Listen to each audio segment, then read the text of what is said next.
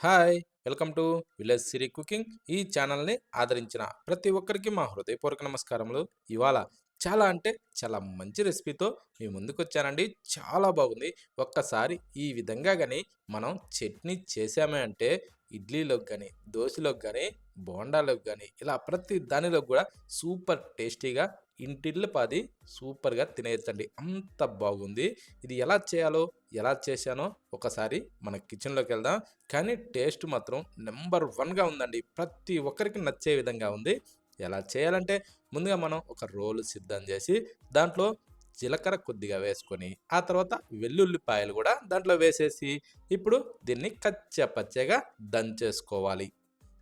అవి గూడా ఏందంటే, ఇవి పచ్చియే ఏసుకోవాలండి. అంటే ఈ జీలకర్ర గాని, ఇవి వేంచకుండా పచ్చియే రోట్లో వేసుకునేసి, వీటిని కచ్చా పచ్చాగా అంటే జీలకర్ర మెదిగే విధంగా దీన్ని దంచేసుకోవాలి. ఈ విధంగా దంచిన తర్వాత కాస్త ఇలా రుబ్బేసుకోవాలండి. రుబ్బిన తర్వాత ఇప్పుడు మనం ఏం చేద్దామంటే, దీంట్లో మనకి స్పైసీ తగ్గట్టుగా కారం వేసుకోవాలి. ఇప్పుడు ఏందంటే, ఒక 3 టేబుల్ స్పూన్లు కారం వేస్తున్నా అండి. దీంట్లోకి ఏందంటే, ఇంత మాత్రం కారం కావాలి. అప్పుడే ఇది మంచి టేస్టీగా చాలా బాగుంటుంది. ఇప్పుడు ఈ కారంలోకి సరిపోయే మందం సగం టేబుల్ స్పూను సాల్ట్ వేసేసుకునేసి, ఇప్పుడు ఇది మొత్తం బాగా కలిసే విధంగా అంటే ఈ వెల్లుల్లిలో ఈ కారం ఇదంతా బాగా కలిసిపోవాలండి. పొడి పొడి లేకుండా కొంచెం బాగా మెత్తగా అంటే మొత్తంకి కలిసే విధంగా ఈ టైప్‌లో మనం బాగా రుబ్బేసుకోవాలి. ఈ టైప్‌లో బాగా రుబ్బుకుంటా దంచిన తర్వాత, ఇప్పుడు ఏం చేద్దామంటే దీన్ని కాస్త అలా మిక్స్ చేసుకునేసి, ఇప్పుడు దీంట్లో మనం తగినన్ని నీళ్లు పోసుకోవాలండి. మనకి నీళ్లు ఎన్ని అవసరమో అది చూసుకుంటూ పోసుకోవాలి. ఎందుకంటే ఇది పొడి కారం కాబట్టి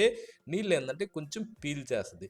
ఒకేసారి మనం ఎక్కువగా పోసామంటే మరి పుర్రైపోద్దండి. అందుకోసం అనేసి చూసుకుంటూ ఇలా మిక్స్ చేసుకుంటూ నీళ్లు పోసుకోవాలి. పోసుకునేసి అంటే ఇది పొడి పొడి లేకుండా బాగా గుజ్జులాగా మారే విధంగా మనం చూసుకుంటూ నీళ్లు పోసి ఉండలు లేకుండా బాగా ఇలా కలుపుకోవాలండి.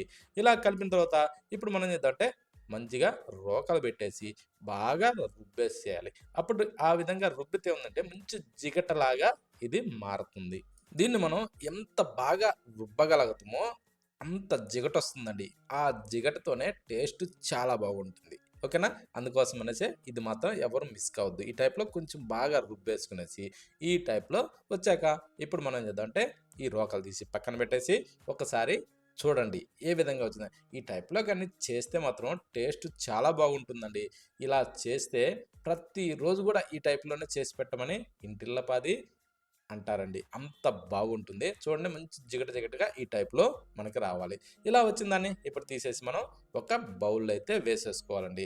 బౌల్‌లో వేసినాక ఇంకా ఇంతలోకి అయిపోలేదండోయ్! ఈ టైప్‌లో మనం మొత్తం తీసి బౌల్‌లో వేసిన తర్వాత ఏదైతే ఆ రోల్ ఉందో ఆ రోట్లో కొద్దిగన్ని నీళ్లు పోసుకోవాలండి. అంటే ఒక 2, 3 టేబుల్ స్పూన్లు నీళ్లు పోసి కొద్దిగా అలా రోటిని అలా తుడిసేసి ఆ నీటిని తీసి సేమ్ అదే బౌల్‌లో వేసేసుకోవాలి. అంటే మనం ఏదైతే కారం నూరామో ఆ బౌల్‌లోనే ఈ నీటిని వేసుకోవాలండి. టేస్ట్ సూపర్‌గా ఉంటుందండి. అలా చేసి చూడండి. మీరే అంటారు సూపర్‌గా ఉందని. ఇప్పుడు దాన్ని పక్కన పెట్టి స్టవ్ మీద ఒక ప్యాన్ అయితే పెట్టుకొని, దాంట్లో ఇప్పుడు మనం ఒక 2 గంటెలు ఆయిల్ వేసుకోవాలి.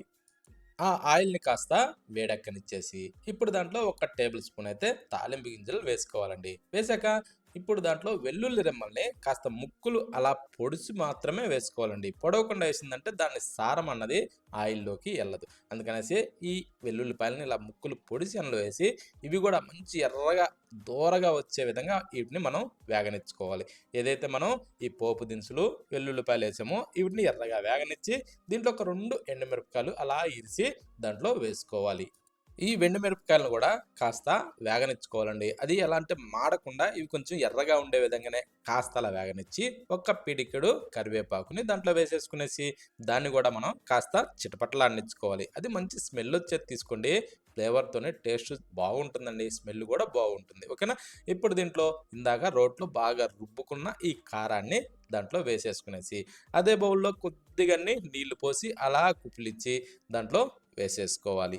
వేసిన తర్వాత ఇప్పుడు మనం ఏం చేద్దామంటే స్టవ్ మీద మంట మరీ హైలో ఉంచకుండా మంట మీడియంలో ఉంచుకునేసి దీన్ని ఇలా కలుపుతూనే కొంచెం బాగా ఫ్రై చేసుకోవాలండి. అంటే మనం ఇందులో ఏదైతే కొద్దిగా నీళ్ళేసామో ఆ నీళ్లు ఇనికిపోయేదాకా దీన్ని కాస్త అలా తుకతుక ఉడికించుకుంటూ దీన్ని మనం ఇలా కలుపుతూనే ఫ్రై చేసుకోవాలండి. అప్పుడే దీనికి ఏమవుద్దంటే ఈ కారం వాసన, ఇవి పచ్చి వాసన పోయి టేస్ట్ చాలా బాగుంటుందండి.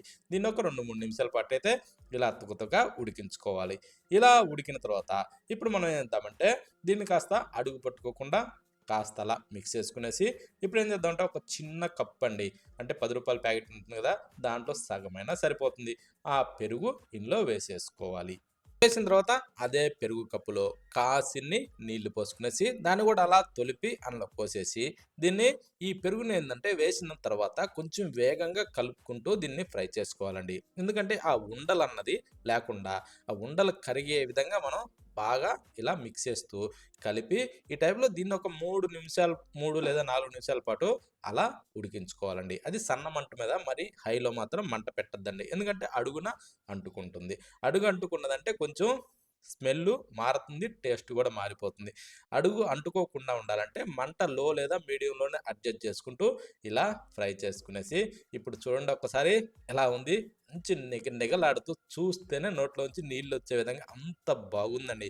చూస్తేనే ఇప్పుడిప్పుడే ఇడ్లీలో తినాలన్నంత విధంగా ఉంది. ఈ టైప్‌లో ప్రతి ఒక్కరు ఖచ్చితంగా ట్రై చేసి చూడండండి.